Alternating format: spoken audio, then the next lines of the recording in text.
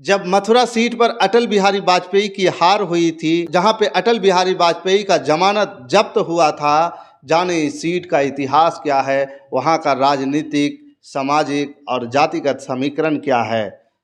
उत्तर प्रदेश के मथुरा लोकसभा सीट पर इस बार लोकसभा चुनाव में कौन जीतने वाला है। बीजेपी आरएलडी गठबंधन उम्मीदवार के तौर पर राष्ट्रीय लोक दल के मुखिया जयंत चौधरी साल 2009 के चुनाव में मथुरा से सांसद चुने गए। अब इस सीट पर बीजेपी का कब्जा है। क्या इस बार 2024 के लोकसभा चुनाव में फिर से जयंत चौधरी इस लोकसभा सीट से मैदान में आ सकते हैं या फिर ये सीट बीजेपी के खाते में ही रहेगी। नमस्कार, मैं हूं पवन चंचल और आप देख रहे हैं जन जोश के साथ लोकसभा चुनावी यात्रा। और आज इस लोकसभा चुनावी यात्रा में हम बात करेंगे उत्तर प्रदेश के सबसे लोकप्रिय सीट, उत्तर प्रदेश के बहुचर्चित और लोकप्रिय सीट मथुरा लोकसभा सीट के बारे में। और साथ ही ये भी आपको बताएंगे कि इस लोकसभा सीट पर 2024 में कौन सा पार्टी के कौन सा उम्मीदवार जीतने वाला है और कौन सा पार्टी के लिए सटीक समीकरण क्या होगा और कौन सा पार्टी यहाँ पे विजय हासिल कर संसद भवन कूच करेगा। श्री कृष्ण जन्मभूमि और शाही ईदगाह मस्जिद विवाद के कारण मथुरा सुर्खियों में बना हुआ है।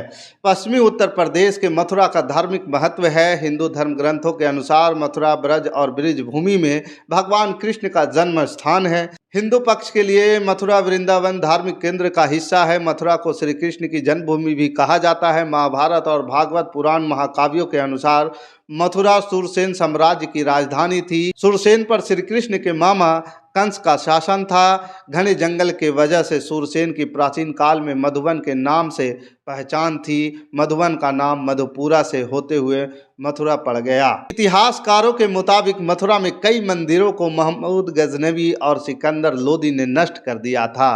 मुगल बादशाह औरंगजेब ने अपने शासन काल में शाही ईदगाह मस्जिद का निर्माण कराया था। शाही ईदगाह मस्जिद श्री कृष्ण जन्मभूमि के निकट है। एक पक्ष का मानना है कि हिंदू मंदिर के ऊपर मस्जिद का निर्माण किया गया है। आंकड़ों के मुताबिक मथुरा में 18 लाख से अधिक मतदाता हैं। सबसे ज़्यादा जाट मतदाताओं की संख्या है। जाट मतदाता करीब 3.5 लाख हैं। दूसरे नंबर पर ब्राह्मण मतदाता है। मतदाताओं की संख्या लगभग 3 लाख है। ठाकुर मतदाताओं की संख्या भी लगभग 3 लाख है। जाटव मतदाता करीब 1.5 लाख है। मुस्लिम मतदाताओं की संख्या भी जाटव के बराबर है। मथुरा लोकसभा सीट पर वैश्य मतदाता करीब 1 लाख, यादव मतदाताओं की संख्या करीब 70,000 है। अन्य जातियों के करीब 1 लाख वोटर हैं। मथुरा लोकसभा सीट पर 1952 और 1957 के चुनाव में निर्दलीय प्रत्याशी ने जीत दर्ज की थी। 1957 के चुनाव में अटल बिहारी वाजपेयी मथुरा से हार गए थे। अटल बिहारी वाजपेयी भारतीय जनसंघ के टिकट पर चुनाव लड़े थे और उनकी जमानत जब्त हो गई थी। इस दौरान अटल बिहारी वाजपेयी के खाते में महज 23,620 वोट आए थे। इस सीट पर निर्दलीय उम्मीदवार राजा महेंद्र प्रताप सिंह की 95,202 वोट पाकर जीत हुई थी। दूसरे नंबर पर कांग्रेस के दिगंबर सिंह रहे थे, जिन्होंने 69,209 वोट मिले थे। वहीं साल 1962, 1967, 1971 के लोकसभा चुनाव में मथुरा से भारतीय राष्ट्रीय कांग्रेस को जीत मिली। 1977 और 1980 में जनता पार्टी का मथुरा सीट पर दबदबा रहा। 1984 के लोकसभा चुनाव में भारतीय राष्ट्रीय कांग्रेस ने जीत दर्ज की। चौधरी चरण सिंह की पत्नी गायत्री देवी को मथुरा से शिकस्त मिली। 1989 में मथुरा की सीट जनता दल के हिस्से में गई। 1991 से लेकर 98 तक 4 चुनाव में बीजेपी का दबदबा रहा। 2004 के लोकसभा चुनाव में मथुरा से कांग्रेस ने जीत दर्ज की। चौधरी चरण सिंह की बेटी ज्ञानवती सिंह मथुरा में चुनाव हार गई थी। बीजेपी आरएलडी गठबंधन उम्मीदवार के तौर पर जयंत चौधरी 2009 में मथुरा से सांसद चुने गए। 2014 और 2019 से हेमा मालिनी को मथुरा लोकसभा सीट पर जीत मिल रही है।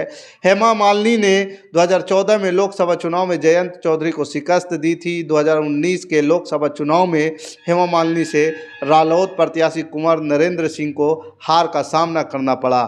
अब 2024 में देखना होगा कि कौन मथुरा सीट से चुनाव लड़ता है और जनता का आशीर्वाद किसे प्राप्त होता है। अब देखना ये भी दिलचस्प होगा 2024 के लोकसभा चुनाव में मथुरा लोकसभा सीट पर फिर से हेमा मालिनी उतारी जाती हैं या फिर ये सीट आरएलडी के खाते में चली जाएगी। अब देखना यह भी दिलचस्प होगा कि इंडिया गठबंधन की ओर से कौन सा पार्टी के कौन सा उम्मीदवार आने वाला है। इंडिया गठबंधन के तरफ से जिस प्रकार से इंडिया गठबंधन अभी मजबूती से टक्कर देने में लगा है, क्या इस तरीके से इंडिया गठबंधन मथुरा लोकसभा सीट पर अपना मजबूत दावा पेश कर पाएगा या फिर 2014 और 2019 की तरह भाजपा यहां पर बाजी मार जाएगा? बाकी आपका क्या विचार है इस खबर के प्रति, आप हमें कमेंट कर जरूर बताइएगा। हमारे साथ बने रहने के लिए धन्यवाद।